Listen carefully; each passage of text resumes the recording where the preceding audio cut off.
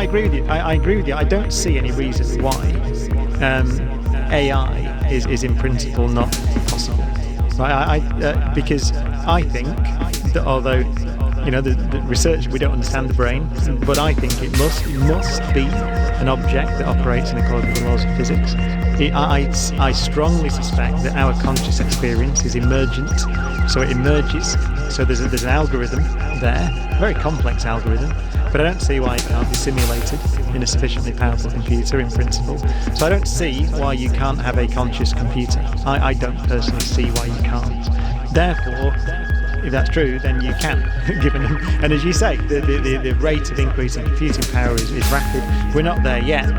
There is a project in Europe, a very big project to build a brain simulator. It's a long way off. You're talking about billions of dollars. But at the moment, as you say, that 40 years ago, $1 billion wouldn't have bought you an iPhone. Right. So yeah, I agree with you. And actually, and as you said, 3D printers essentially seem to be the first step on the road to a self-replicating machine.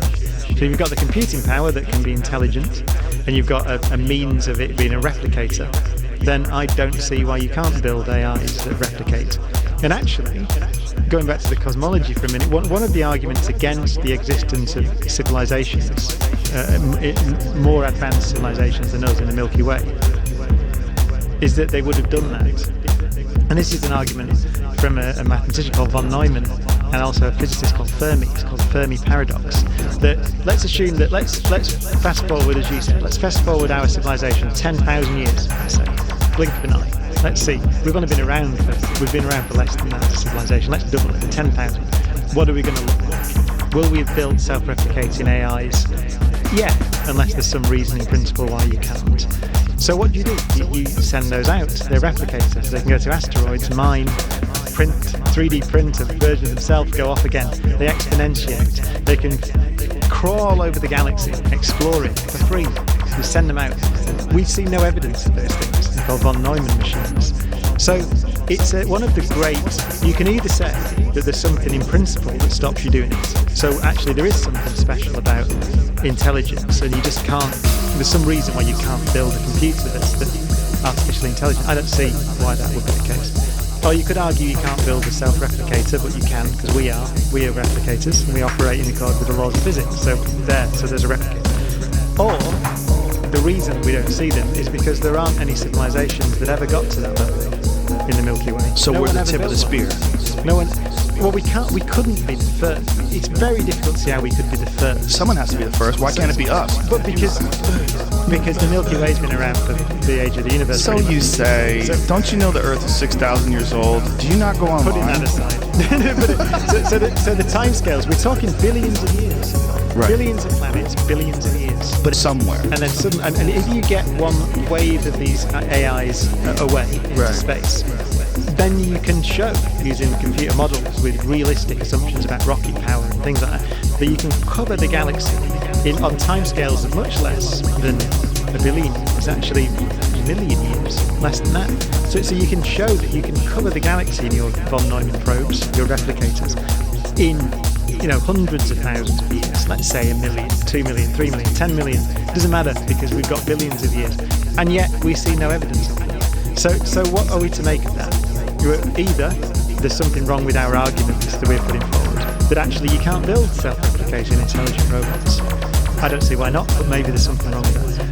Or, really, civilizations are so rare that, as you say, we are the first to get to that level.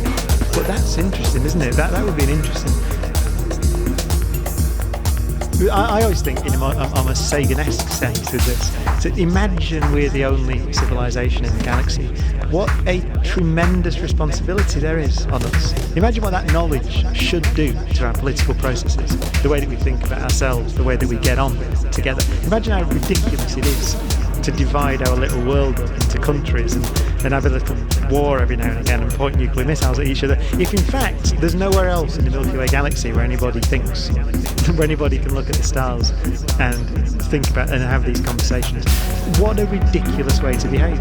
So I think cosmology is gives a perspective which is doesn't necessarily need to be humbling. It is humbling, and that's perhaps a good thing. But it doesn't need. You don't need to be depressed about it. It could be quite elating. You say, well, with what we are, according to the evidence and the data at the moment, is almost indescribably special. Our tininess, our potential uniqueness, our insignificance in a cosmic scale actually makes us special because we're the only place. And so these ideas are worth pursuing, I think, because they make you think about these issues in a completely logical sense. We're no more important or less important than the stars themselves. You're right, with natural objects. But I would counter by saying that people look for meaning in the universe. People like to look for meaning. It's one thing that we've done since we began to look at the stars. The universe means something to me, doesn't it? It does. Meaning exists because it means something to us. So we know that. It would be ridiculous to say the universe is meaningless. It means something in our heads, with our families, with loved ones, etc. So the fact that meaning might be emergent, it might appear from the laws of nature, and it is almost certainly transient unless we build these self-replicating machines. We're not going to last forever as a civilization, probably. So that to me, that doesn't in any way water down the significance of it. So I think, again, cosmology can be a powerful aid to philosophical thought in a sense, because we have to accept there's meaning in the universe because it means something to us. I don't see why it has to be eternal. I don't see why meaning doesn't imply purpose. I don't think there's any purpose to the universe. I don't think there's any point to our existence. But the fact that we exist at all is worth celebrating. You don't need to add anything else. In fact, for me, you devalue it. Why would you?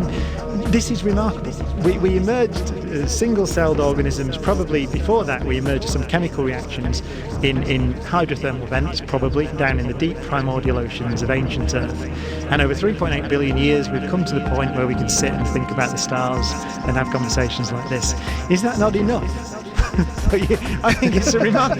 Can we just leave it there? Why does there have to be a point?